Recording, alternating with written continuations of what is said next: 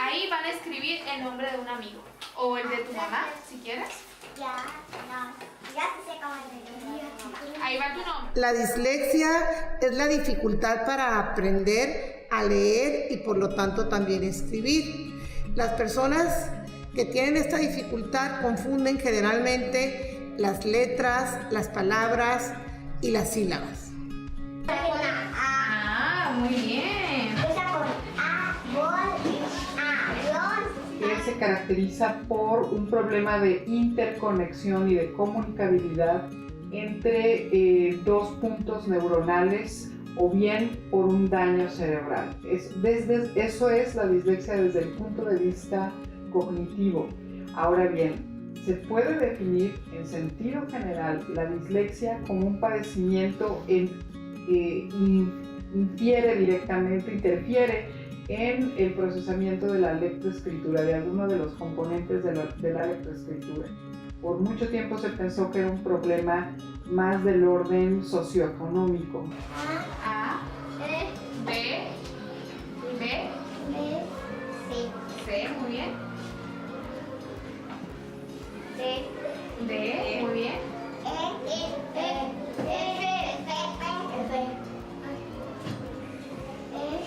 G de qué? De gato, muy bien. ¿Y de qué? ¿Y de segura? La conciencia fonémica es un subcomponente de un fenómeno mucho mayor que es la conciencia lingüística. La conciencia lingüística se encuentra ubicada en la zona prefrontal del cerebro y es una suerte de monitor que permite a los hablantes adecuar su producción lingüística en razón del contexto de la comunicación. Entonces, esta conciencia es fundamental para el desarrollo de la lengua porque nuestro cerebro inicialmente, cuando se trata del aprendizaje de la lectoescritura, solamente va a procesar 4 rasgos fundamentales de las grafías: una línea recta, una línea inclinada, una media curva y una línea horizontal. Todas nuestras letras caen o son el producto de la combinación de estos 4 rasgos. Entonces la conciencia lingüística, en este caso la conciencia logográfica, fonémica, es la que permite al niño, si ve una línea horizontal, una línea vertical, por ejemplo, con un semicírculo, pues qué opciones son las que tengo gráficas. Y tengo la P, tengo la B, tengo la D y tengo la Q. Entonces yo tengo que asociar la combinación con el estímulo fónico apropiado. Entonces puedo decir Pepe o puedo decir Depe o puedo decir Bebe o Debe, y cuál es la que corresponde lo tengo que conectar también con un significado atribuido, pero con mi experiencia lingüística también. ¿Con cuál de todas esas formas yo he estado en contacto en el mundo social? Esa respuesta rápida es producto de la conciencia lingüística que está buscando desesperadamente en todos sus archivos, el fonético, léxico, semántico y sintáctico, las posibilidades que son las más reales para construir significados y comunicación. El primer término que se le adjudicó o se relacionó con un trastorno del aprendizaje fue la disfunción cerebral mínima, que no se refiere a ninguna... la disfunción cerebral mínima no es un daño neurológico, sino es una alteración en los procesos cognitivos. Hay pruebas psicométricas que se aplican para hacer el diagnóstico, que nos ayudan a detectar algunos indicadores de esa disfunción cerebral mínima, y a partir de ahí podemos encontrar indicadores. Por ejemplo, uno de los autores que maneja esta información es Lauretta Bender, y explica que cuando el niño copia es un proceso cognitivo complicado o difícil. Entonces, una de las pruebas que ella aplicaba era, le daba una figura y la tenía que copiar a una hoja en blanco. Entonces, al momento de copiarla, la figura estaba en otra posición o estaba totalmente distorsionada. Entonces, eso se debe porque existe una alteración en la interpretación del estímulo. Entonces, es el antecedente que encontramos en algún trastorno de aprendizaje. Entonces, cuando el niño tiene dislexia y la maestra apunta en el pizarrón, lo interesante es que cuando llegue a escribir, pues lo que escribe no tiene nada que ver con lo que la maestra está escribiendo, lo que la maestra escribió en el pizarrón. Y también, entonces, encontramos también un desorden en su cuaderno. Es por eso que tanto Piaget era uno de los autores que mencionaba que para conocer cómo el niño organiza mentalmente su entorno, tendríamos que revisar su cuaderno. Entonces hay niños que no hay un orden estructurado, inician en la parte superior, terminan en la parte inferior, en la parte inferior terminan la escritura, luego regresan al centro y juegan de una manera el orden sin estructura.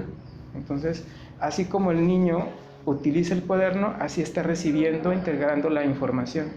Entonces, encontramos esos indicadores. ¿Cómo dice? Y lo. Ok, ahora tú solita. Y lo. Ah, muy bien.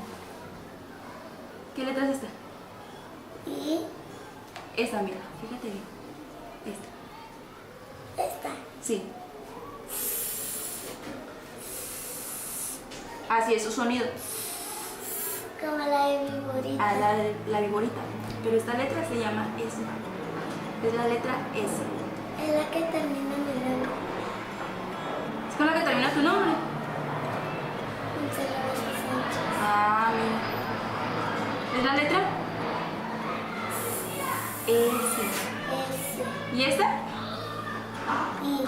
Cuando el niño no puede hacer este tipo de reconocimientos, o por ejemplo la mamá le canta ciertas canciones, estas nanas, arrullos, o estos versos que son muy lúdicos que se utiliza con los niños, trabalenguas, y el niño no se siente atraído, por ejemplo, por estas rimas, estos juegos verbales, puede ser que se trate de un problema de discriminación auditiva, el niño no está viendo bien, o que el niño no puede asociar el léxico que corresponde a la rima. Entonces ahí desde temprana edad podemos detectar si hay una deficiencia en esa asociación, que este pequeño puede ser un candidato a la dislexia. Desde el punto de vista de las neurociencias, este predominio se tiene que consolidar a los 6 años aproximadamente. Entonces llegan a primaria sin haber desarrollado lateralidad, por ejemplo. Tienen algunas dificultades en la orientación espacial también. La orientación espacial se define como es la relación que tiene el objeto sobre los cuerpos en el espacio. qué distancia hay sobre un objeto y el cuerpo. Hay una estadística interesante de hermanos disléxicos, por ejemplo. Entonces se menciona que hay un 40% de probabilidades de el desarrollo de la dislexia en niños que tienen hermanos ya diagnosticados con dislexia. Hemos podido afirmar que hay un componente A, hereditario, B, neuropsicológico, para identificar y tipificar a la dislexia como tal. Por eso es que la dislexia cae dentro de los padecimientos que se conocen como trastornos específicos del aprendizaje y no como un problema general del aprendizaje.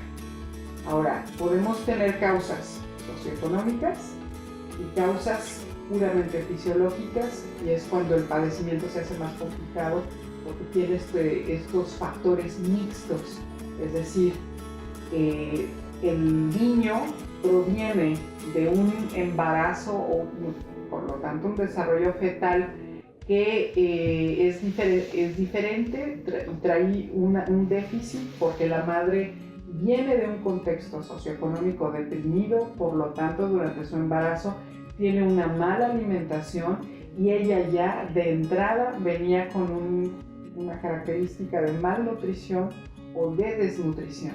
Entonces ese niño durante el proceso de gestación no se forma apropiadamente y al nacer también está en un contexto socioeconómico deprimido y por lo tanto ya tenemos un bebé que trae un déficit en el desarrollo de su cerebro. Cuando hay un consumo muy bajo de glucosa o de proteína. Estos niños que nacen en contextos de pobreza extrema o de pobreza no extrema, pero sí entornos desfavorecidos y que por lo tanto no consumen carne con la frecuencia que un bebé debería consumir, un niño en la primera infancia debería consumir. La intervención es muy importante, o sea, desde el diagnóstico, desde reconocer o observar al niño desde el preescolar y darme cuenta de algunos indicadores que tienen que ver con su desarrollo motriz, su socialización, el desarrollo de la orientación espacial, lateralidad, lenguaje. Entonces, a partir de ahí se puede trabajar intervención para evitar o para tener un buen pronóstico a futuro y darle las herramientas al niño para que pueda ser exitoso académicamente.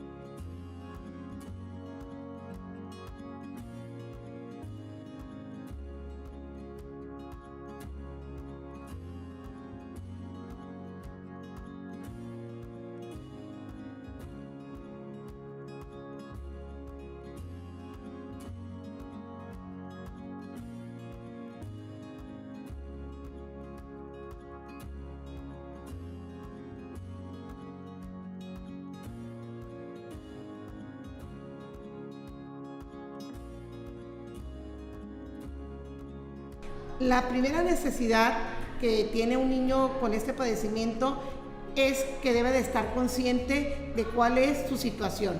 Hacerle saber que no es un impedimento para que él aprenda, ¿sí? Es tan capaz como cualquier otro niño de su edad y que esté cursando la primaria, el preescolar, la secundaria, nivel bachillerato, hasta la universidad. Hay muchas personas que tienen puestos importantes que han padecido y padecen actualmente esta problemática, pero eso no les impide. Otra situación importante es hacer que el alumno se sienta apoyado, ¿sí? Es muy importante que él sienta el apoyo del maestro, el apoyo de los padres de familia, ¿sí?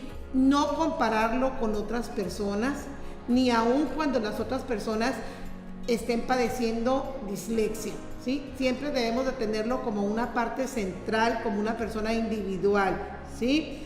Y otro aspecto importante, otra prioridad que tienen estas personas es que debemos destacar los logros que ellos tienen. siempre hay que estarles motivando, haciéndoles ver que lo que ellos están realizando tiene un logro significativo en su vida. Los métodos adecuados para trabajar, obviamente, pues pues que no haya distractores, ¿no? Tener toda la atención del niño cuando se está, pues se les está enseñando. También no burlarse de ellos es como que esencial en un niño disléxico, el que sabemos que los niños a veces son muy, ¿cómo les puedo decir? Pues son muy burlescos, ¿no? Los niños entonces tienden a burlarse de los niños que comúnmente no hablan bien o no pronuncian cierta palabra bien, y eso es muy importante que el maestro frente al grupo tenga el control, porque se puede como cohibir el niño y ya no querer hacer nada porque se burlan constantemente de él. Es necesario que los maestros aquí en este caso se apliquen en ese punto. En el caso del tratamiento de la dislexia es fundamental primero, para determinar qué técnica es la más apropiada, identificar cuál es el problema. Si es un problema de retina, por ejemplo, los estímulos con diferentes colores, no tintas oscuras, pueden ayudar al desarrollo de la lectoescritura de estos niños. Si se trata de un caso de problema de audición, pues ahí hay que ponerle su ayuda auditiva al niño. Si se trata de un problema neuronal, hay que estimular con asociaciones pertinentes, con estímulos acústicos, con estímulos incluso a través de otros sentidos, el contacto de ciertas palabras para reconocer los contornos y asociarlo entonces la interacción táctil de la palabra con el estímulo, la memoria, ese estímulo significativo, el contenido semántico. Entonces esos niños pueden aprender a leer a partir del reconocimiento táctil de las formas. Hay diferentes estrategias de lectura que en la detección temprana funcionan muy bien con estos niños. Los libros, por ejemplo, que son de tela, que son para completar el significado de una palabra con las pegatinas o calcomanías. Y entonces el niño aprende a reconocer las palabras a partir de la memoria a largo plazo y por no pasar por el estímulo gráfico, sino por la imagen asociada a esa palabra.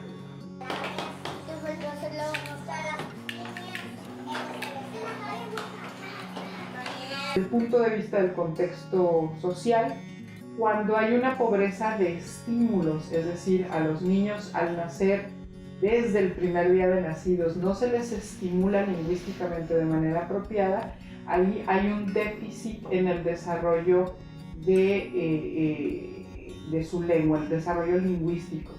Y estos casos se pueden confundir, porque hay niños con retraso de desarrollo lingüístico por una falta de estímulos apropiados durante el proceso de adquisición de la lengua, pero que no son necesariamente disléxicos. Es muy común que se confunda porque tiene mucha similitud con el TDAH, tiene similitud con la disgrafia, con la discalculia, con los problemas de visión y con los problemas de audición. Conoce como uno de los trastornos invisibles porque como no se ve el niño físicamente con ninguna condición, es un niño con un desarrollo regular totalmente, se confunde con un niño que no hace caso, que no quiere trabajar, que no se quiere esforzar, y empieza la reprobación, empieza la segregación dentro de la escuela y encontramos una estadística muy considerable, muy importante de deserción escolar. Generalmente son dos tipos. Tenemos la alexia literal, que es cuando los niños claramente confunden una letra por otra. Entonces, en vez de decir casa, dicen saca, ¿no? Las invierten o no pueden leer, hay cierta combinatoria de rasgos que no los pueden decodificar. Entonces, ese es un caso específico de alexia literal. O bien podemos tener el caso de dislexia generalizada, que es cuando el niño tiene un retraso en procesar generalmente todo el estímulo visual y traducirlo en una forma fónica, es decir, leerlo en voz alta, o viceversa, la escucha de un estímulo acústico, un dictado, y su traducción a la escritura.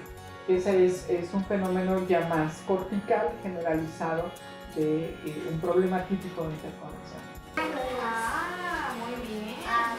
Arcoíris. A ver, Ahora te toca aquí.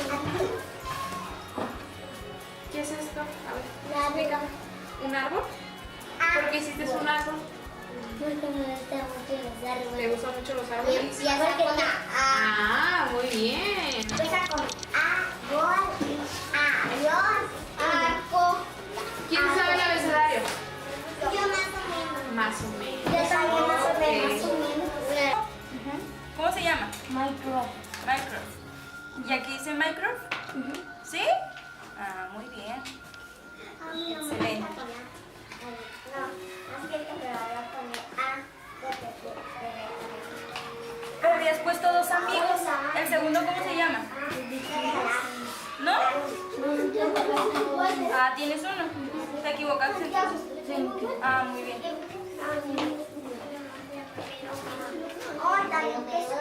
La edad considerada para la consolidación son a los 8 años. ¿Sí? Entonces el chico le cuesta mucho trabajo. La dislexia se manifiesta cuando el niño trata de leer y las letras llegan a mencionar que las letras cambian de posición o la lectura o no le encuentran congruencia a la lectura, y de esa misma forma también escriben. Lo que viene siendo primaria o en donde yo trabajo, muchas veces es la edad, ¿no? Que todavía a lo mejor los de primero o segundo año todavía le hablan como chiqueado, ¿no? En su casa, entonces ellos tienden a hablar todavía como chiqueado, ¿no? Como que, como le hablan en su casa. Entonces es hasta que una edad madurativa ya se presenta, que es como en quinto, en sexto, que ya empiezan a entrar a la preadolescencia, que es cuando ya ellos ya empiezan a querer a tener una imagen de ellos mismos. Entonces, si sigue con el problema de hablar mal, de cambiar las vocales por otras y todo eso, es cuando ya así como que no sabes que este niño sí, o sea, de plano sí es disléxico, ¿no? O tiene un problema. Una de las típicas o características más comunes es la escritura de espejo. ¿Sí? Sin embargo, la escritura de espejo está dentro de la adquisición de la lectoescritura. El niño en su primer momento, cuando empieza a escribir, escribe con la lectura de espejo. Es parte del proceso de lectoescritura. A los 6 años se puede dar la escritura de espejo. Sin embargo, es por eso que el diagnóstico lo realizamos hasta los 8 años, que es cuando el niño pedagógicamente ya está maduro, ya debe haber consolidado todas las habilidades para poder leer y escribir. En todos los casos, el niño disléxico se puede recuperar, pero nunca va a tener el rendimiento de un niño normal. ¿Sí? Hay estudios con estudiantes universitarios que fueron tratados eficientemente con una detección temprana, otros que son disléxicos que no fueron tratados apropiadamente, y estudiantes universitarios normales. Y de todas maneras, entre los que tuvieron tratamiento exitoso y de detección temprana y el lector normal universitario, hay un déficit, hay una diferencia entre ambas poblaciones. Entonces aquí lo importante es la detección temprana para ayudar a ese niño a que avance y alcance una madurez plena y que pueda desarrollarse académicamente con algunos problemas, sí, pero que no le impidan su desarrollo incluso ulterior, ¿no? Universitario, profesional. En USAER, digo, tuvimos un caso hace 2 años. En quinto año iba el niño y se diagnosticó hasta quinto año, ¿no? que tenía era disléxico. Y se trabajó con él durante 2 años, y el niño ahorita está en secundaria y nos lo hemos topado por ahí, nos saluda y el niño va muy bien, ¿no? Hemos platicado con la mamá y al parecer el niño con sus dificultades un poquito todavía, pero ya no se compara a como cuando estaba en quinto año, ¿no? Que pues no podía ni siquiera, no sabía leer, bueno sí sabía, pero cambiaba muchas letras o a veces pareciera que inventara lo que estaba leyendo, ¿no? Pero en realidad no lo estaba inventando, o sea, para él eso decía, ¿no? Entonces, pues digo, es un proceso, ¿no? Es un proceso, y ahora sí que el cómo se atiende, pues es como para toda la vida, ¿no? Porque no, hasta donde tengo entendido, no tiene cura la dislexia. La deserción escolar está relacionada a la frustración. Reprueban muchísimo porque los docentes no hacen adecuaciones, no se toman el tiempo. En primaria cuando no se detecta en primaria, se van a secundaria, llegan a secundaria y con tantos docentes es imposible poder hacer. Los docentes tienen muy poco tiempo, entonces llega a ser tampoco son detectados y reprueban constantemente. La mayoría de los papás no lo aceptan. Tenemos que hacer un trabajo de convencimiento, una labor muy pesada, que el maestro nos tenemos que armar de paciencia y de mucho coraje para lograr que el padre de familia reconozca que su hijo está atravesando por una situación que no le permite avanzar, pero que si él acude con las personas especializadas en el ramo de la dificultad que él presenta, el niño va a salir adelante. Pero sí, desafortunadamente, como les decía, en la mayoría de los casos nos encontramos ante la negación de los padres de familia. Nosotros cuando tenemos los CTE, hablamos con el director, cada quien comentamos los problemas que tenemos en nuestro salón y qué niños con problemas detectamos. Y después de que lo comentamos, miramos estrategias de cómo trabajar con ellos. Y nosotros hacemos adecuaciones en las planeaciones para llevar un seguimiento bimestre por bimestre y ver si se ha logrado un avance con ellos o no hemos podido avanzar, y ver a dónde más los podemos canalizar.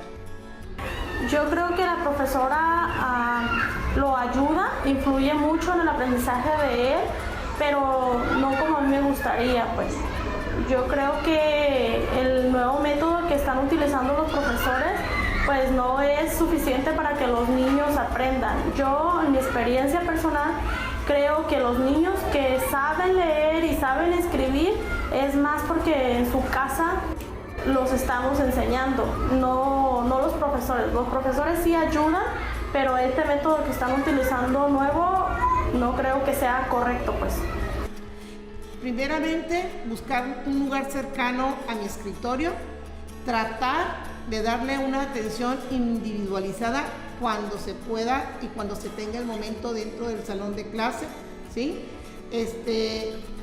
Dejarle trabajos más ligeros que al común denominador, porque tenemos que recordar que él tiene una barrera que no le permite avanzar al mismo ritmo que las otras personas. Hacerle sentir la confianza de acercarse y preguntar todas las dudas que él tenga, y de repetir más de una vez las cosas que él no comprenda, que él no capte, porque tenemos que tener presente que él se encuentra ante una barrera que no le permite avanzar al mismo ritmo que los demás. Y en lo posible, cuando sea evaluado, hay que hacerle exámenes orales, porque hay que recordar que desafortunadamente o afortunadamente, como ya lo dijimos, él tiene problemas para la lectura y para la escritura. Pero eso implica más tiempo en las actividades, implica dedicarle más tiempo a la elaboración de material. Entonces los docentes les cuesta mucho trabajo por la carga administrativa, por la cantidad de alumnos y por muchos factores, realizar este tipo de adecuación. Los maestros tienen que estar atentos a cosas muy sencillas, no necesitan ser especialistas. Si están viendo a un niño con hambre, un niño que llega a la escuela sin desayunar, ahí hay un problema. Y ese niño no va a poder atender sus clases apropiadamente, no va a aprender bien. Entonces las escuelas deben proveer de alguna manera o buscar estrategias para que los niños puedan consumir la cantidad de proteína y glucosa necesaria durante su desarrollo, ya sea fomentando la conciencia con los padres de la sana alimentación para el buen desarrollo cognitivo de sus hijos, y segundo, tener estos comedores escolares en donde se les esté dando la alimentación apropiada y no comida chatarra. Yo creo que lo que influye más en el aprendizaje de los niños ahora, de mi hijo también, es las nuevas reformas. No creo que sean las adecuadas. Desde los libros, hay muchos libros que ni al caso, pues. Están bien avanzados en cosas que ellos, pues a veces uno como adulto es difícil entender, para más los niños, pues más difícil. Yo recuerdo los libros de antes, los de lectura especialmente, pues estaban bien padres. Y ahora me pide la profesora que todos los días le esté leyendo una lectura del libro de español, y sinceramente en ese libro no hay nada que leerle. Las adecuaciones que se realizan es que hay que reducir la cantidad de lectura. Esa es una dificultad para el docente, porque hablando de educación primaria, tercer año de primaria tiene una cantidad impresionante de lecturas, ¿no? Entonces, de hecho ya llevan su libro de lecturas. En primero y en segundo no llevan libro de lectura, llevan libro de español, y en tercero, español y lectura. Entonces, el docente tiene que reducir la cantidad de lectura y agregar dibujos, agregar imágenes asociadas a la lectura, para que el niño no necesite leer tanto para comprender. El niño lo que necesita es asociarlo, o sea, asociar el dibujo con la lectura. Los padres no prestan atención a las recomendaciones que hacemos, tanto director como maestra, para orientarlos del problema que tienen sus hijos y saber hacia dónde deben de llevarlos. Esta modificación que se le empezó a hacer a la reforma educativa del 2009, el padre de familia es uno de los actores principales, es docente, alumno y padres de familia. Ellos tienen que participar de forma muy activa. Esto significa, por ejemplo, que el padre también participe en casa, ayudándole al niño a realizar actividades donde el docente le explique cómo es que puede terminar la tarea o cómo puede concluir una de las actividades que quedaron pendientes por la falta de tiempo. Entonces, no va a ser una forma tradicional. Entonces, el docente tendría que apoyarse del padre para seguir el trabajo en casa utilizando la misma línea de trabajo.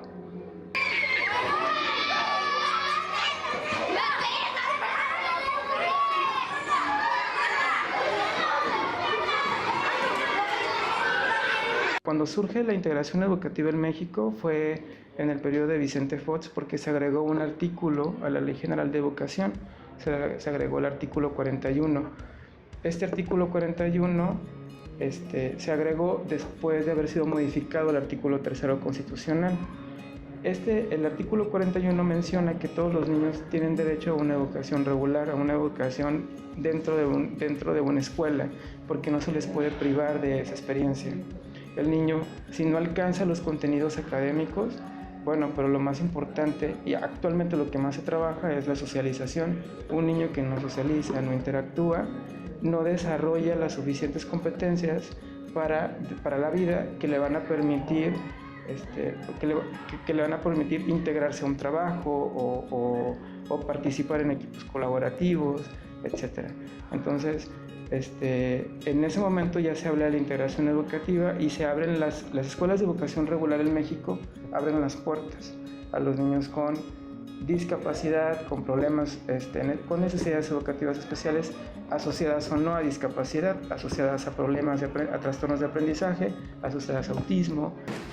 También hay juegos, nada más que en las reglas ellos hacen las cosas. Uno les dice cuáles son las reglas y ellos hacen sus propias reglas, ellos las cambian. En este grupo conmigo desde primero. Hablando sobre política educativa y hablando sobre reformas educativas, todo está muy bien en papel, o sea, está muy lindo estructurado, hablando sobre hablando sobre la inclusión, hablando sobre que todas las escuelas tienen que incluir a chicos con necesidades educativas especiales.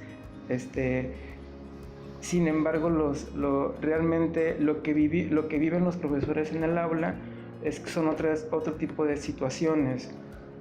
Son profesores poco capacitados, con mucha carga administrativa, profesores con muy poca experiencia, profesores, hay algunos muy desmotivados, hay algunos cansados, ¿no? Entonces el área de oportunidad más grande es lo operativo que está dentro del aula. En conclusión, debemos tener presente que la encomienda del desarrollo es muy delicada y es muy importante.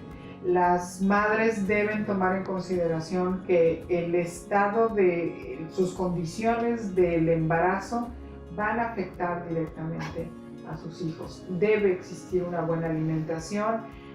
Estas alternativas de alimentación funcionan bien para los adultos, pero no necesariamente son de un completo beneficio para los niños en desarrollo, en crecimiento o durante el proceso del embarazo. El niño debe consumir la cantidad de proteína y de glucosa que ese cerebro requiere para su sano crecimiento. Hay que recordar que la dislexia no es un padecimiento que debamos tomar a la ligera. Debemos evitar las simplificaciones del padecimiento, decir, es un niño flojo y por eso no está aprendiendo a leer, pero más tarde se va a recuperar. No, hay que identificar, puede ser que sí se trate de un retraso en su desarrollo, pero que el niño no tenga ningún problema, o bien se puede tratar de un caso ya concreto de dislexia. Y la detección temprana es aquí la estrategia fundamental. Más vale que los padres y los profesores se preocupen de más en un primer momento que tener a un niño sufriendo durante toda su vida académica. Hay que recordar que los cerebros son únicos. Cada cerebro que habita este planeta es una aportación, un regalo de la especie humana. Cada uno de nuestros cerebros es producto de una condición única e irrepetible de gestación y de desarrollo. No podemos, por lo tanto, hacer generalizaciones o simplificaciones fáciles para atender un caso específico de dislexia. Hay que ver de qué contexto viene este niño, cuáles fueron sus condiciones de gestación y cómo han sido sus condiciones de desarrollo, tanto social, psicológico, cultural, alimenticio, para poder determinar la estrategia más apropiada para subsanar ese déficit de lectoescritura.